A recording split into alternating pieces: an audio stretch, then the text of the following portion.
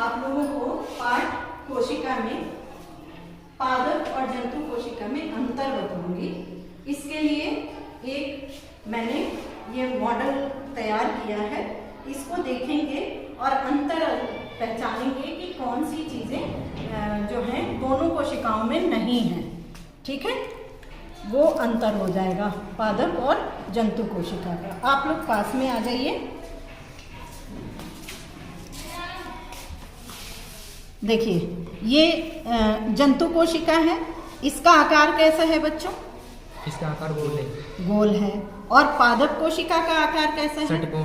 षटकोणीय आकार है, यानी कि 6 कोने बने हुए हैं। इसका जो बाहरी क्षेत्र है वो किससे घिरा हुआ है? कोशिका झिल्ली। कोशिका झिल्ली से। और इसका बाहरी क्षेत्र किससे है घिरा हुआ? कोशिका भित्ति है ना। भित्ति में और झिल्ली में क्या अंतर है? झिल्ली एक पतली चीज होती है और भित्ति मोटी चीज होती है।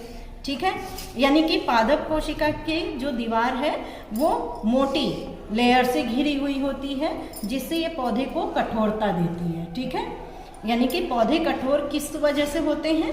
ये कोशिका भित्ति के कारण।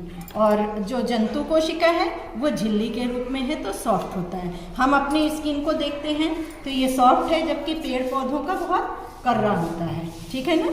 अच्छा, तो ये एक अंतर हो गया कि पादप कोशिका में कोशिका भित्ति है, जंतु कोशिका में कोशिका झिल्ली है। आकार का भी अंतर हो गया। जंतु कोशिका की आकार कैसी है? गोल, और पादप कोशिका का षटकोणीय है। अब एक सबसे बड़ा अंतर बताइए जो आपको इसमें दिख रहा है लेकिन इसमें नहीं दिख रहा है। इसमें हमें हरित लवक। हरित लवक देखिए, ये भी है, ये भी है, ये भी है ना। ये हरित लवक किस में पाए जाते हैं? पादप कोशिका। पादप कोशिका में। और हरित लवक के कारण ही पौधों का रंग हरा होता है।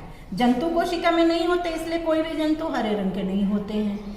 लेकिन ये हरित लवक पौधों में होते हैं, पौधे का रंग हरा होता है, तो उसकी वजह से पौधे क्या काम कर लेते हैं?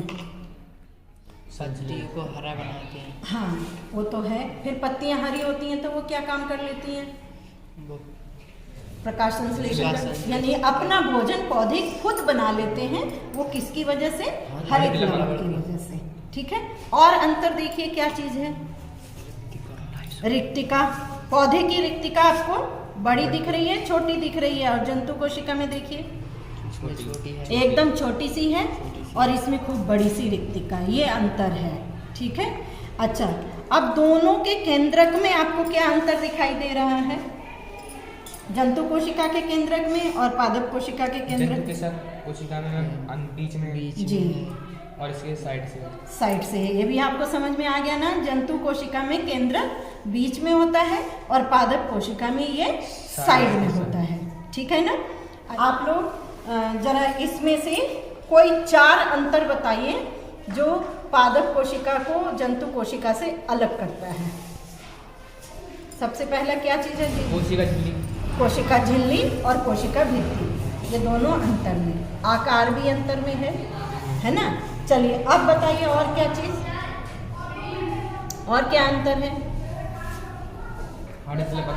हरित लवक पादप में है, जंतु में नहीं है। और रिक्तिका पादप कोशिका में बहुत बड़ी है, जंतु कोशिका में छोटी सी है। केंद्रक तो दोनों में है।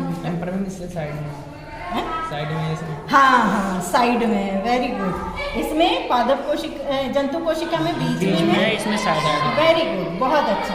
तो आप लोगों को कोशिका के दोनों के अंतर समझ में आ गए, तो आप लोग अपनी कॉपी में नोट कर लेना। ठीक है, तो आप लोग नोट कर लीजिए। पादप और जंतु कोशिका में अंतर। जंतु कोशिका गोलाकार के होते हैं, पादप कोशिका षटकोणीय आकार का। जंतु कोशिका में कोशिका झिल्ली होती है, पादप में कोशिका भित्ति। जंतु कोशिका में हरित लवक अनुपस्थित होता है, पादप कोशिका में हरित लवक उपस्थित होते हैं। जंतु कोशिका में केंद्रक मध्य में होता है, जबकि पादप कोशिका में केंद्रक मध्य में नहीं होता है, साइड में होता है। जंतु कोशिका में रिक्तिका अत्यंत सूक्ष्म होते हैं, जबकि पादप कोशिका में ये बहुत बड़ी आकार की होती है।